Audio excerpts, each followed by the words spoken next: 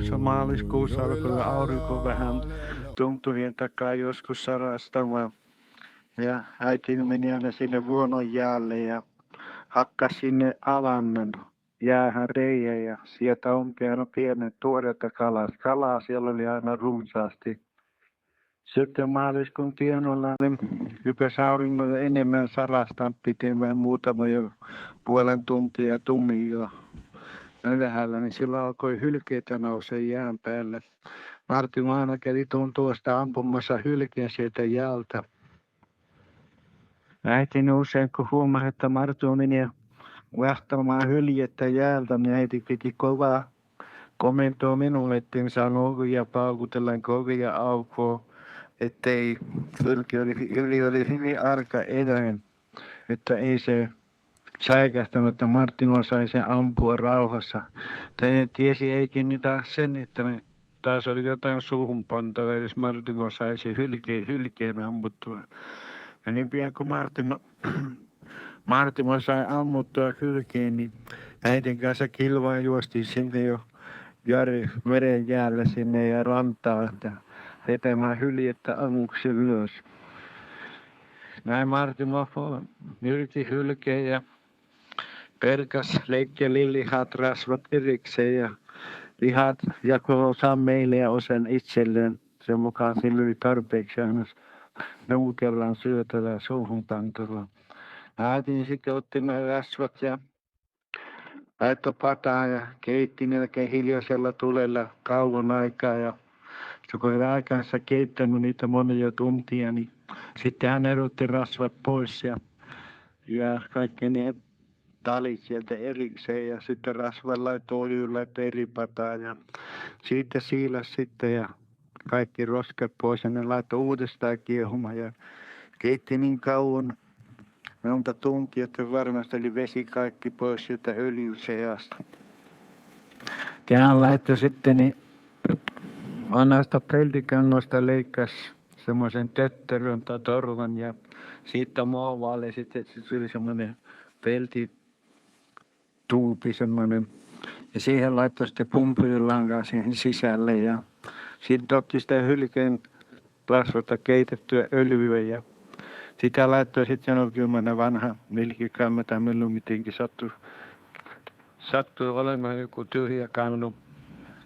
Sinne laittoi öljyä, niin se peltitötterö ja sen pumpulilanka sisässä laittoi sen sinne ja siihen sytytti tuleen ja se kutsui äitini kiiluksi.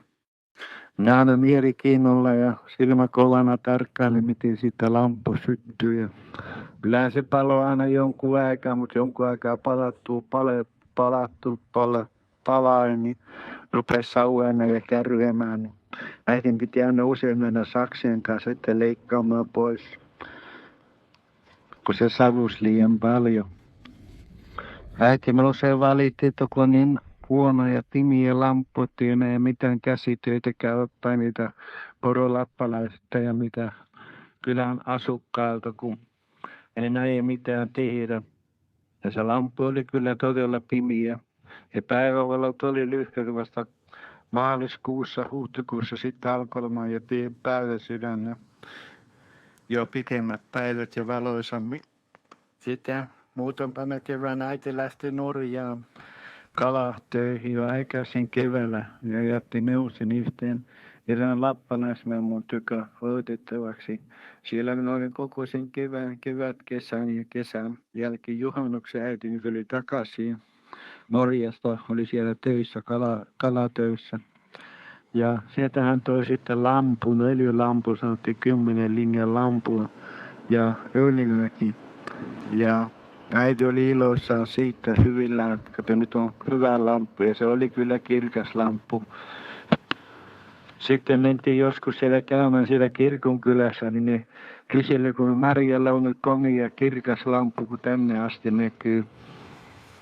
Ja äiti oli kirkas lamppu, se oli todella hyvä äiti, sinä sai sitten sieltä yhtä sun toista käsiteitä, kun poronahkasta tehtyjä tallukkaita ja kintaita ja lakkia ja säämyksiä ja semmoisia. Ja päällä täkkiä, mitä sanottiin peskiksi ja niin poispäin. Näin äitini sai vaihdettua Milloin mitäkin leivän kannikaa, milloin mitäkin ryyniä ja sokeria. Ne oli aika varakkaita ihmisiä yleensä ne kaikki porojen onnistajat ja sen semmoinen. Näin tuli erään kerran taas kevät ja kirkkaat päivät valoiset. Marttimo ei mennä sinä vuonna keväällä aikaisin Norjaan. Hän sanoi, hän rupeaa rakentamaan saunaa. No, rupeakin rakentamaan, teki turvesaunaa ja me oltiin jo. Minä muistan jo aika hyvin niitä aikoja. Se naapurissa se Heikin poika sanottiin Mikko, se on jokseenkin samaan ikäinen kuin minäkin. Olisiko meillä ollut puolen vuoden väliero? Marttimo laittoi saunan ja laittoi sinne kivet uunin arinan pohjalle sinne ja siihen sitten halkoja ja lämmitti täten. Sitten kun oli tuli palannut monta tuntia, niin sitten Marttimo kaivoi ne talikolla ylös hiiluksi ja kivet sinne hiilien päälle, että ne tuli ihan kuumaksi. Ja nyt me kaatoi isoin puupyttyyn vettä ja sinne laittoi kivet. Ja täten saatiin kuuma vesi sinne saunaan sitten. Näin kului monta vuotta siitä sitten. Marttimon tai ne Heikin pojat, ne kasvoi jo suuruksi, ne meni Norjaan töihin ja toiset menivät jo kalastukseen Norjaan keväällä. Syksyllä ne tultuvaan sieltä, niin kertovat Marttimolle, että siellä Norjassa on keksitty semmoinen lämmitys. Tynnurista menisi vesipaippu, toinen sanoo vesipiippu. Sinne tynnuriin ja tunniin ja vesi kuumenee sillä tavalla. Sitten saadaan puhdas kuuma vesisauna.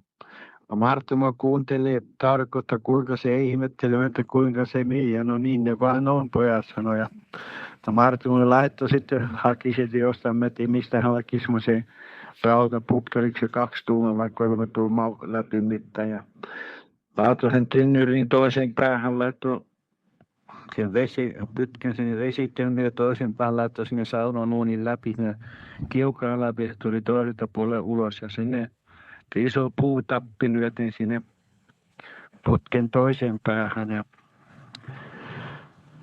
Menikon kanssa katsottiin silmäkovana ja jännällä, että mitenhän tuosta tapahtuu ja miten se oikein onnistunut uuden aikamme vesilämmitys. Aikamme sitä vaihdettua ja kuunneltiin, niin se rupesi jo paukkumaan ja pihisemään ja viisen tulka lisättiin vaan pelikolla, kohonnettiin niitä puita ja hiilosta ja viimeksi kuului kamala pamaus sieltä. No, me pojat kipikapi juostiin sieltä karkuun sieltä saunasta ja huuettiin Marttimolta tulettamme, että mitä tällä tapahtui, kauhia pamaus kävi. Marttimo tuli, no sehän oli tynnuri tyhjänä, höyryä joka paikka täysin ja vettä lähtee. Ja Marttimo oli harmi, että kaikenlaisia keksintöjä tänne tuokaa tämmöinen. Ja niin Marttimo repisi saunan kiukaan ja ne torvet pois ja putkit pois sieltä ja tukki sen tynnuriin. Ja laittoi samalla tavalla kivet sinne arinan leuvuudestaan saunan lampina niin kuin ennenkin. Tätä tapaa käytettiin sitten koko talvi ja tuli seuraava kevät. Pojat taas meni tänne Marttimon kasvattipojat meni taas Norjaan ja syksyllä tulivat uutisten kanssa, että niin, kyllä se keksintö oli sittenkin oikein, mutta me olimme väärin laittaminen se putkin ja tutken. Molemmat päät pitää olla tynnyrit, siis se mutkavan pitää olla siellä saunan kiukaassa. Ja niin hänen laittoi uudestaan Marttimon hommas ja kuumenti putkea hiekalla täytti ja läänti sen vääräksi sitten. Ja niin molemmat päät sinne puutynnyriin ja se mutka oli vaan siellä saunan kiukaassa. Ja tätä oli sitten niin, muistaakseni niin pitkällä, kun minäkin sieltä juhlista lähtemään kotoa pois ja muuta, niin oli juhuden aikaa se koko toisenlaisen lämmityslaitteen. Ole, ole, lola, lo, iho, ila.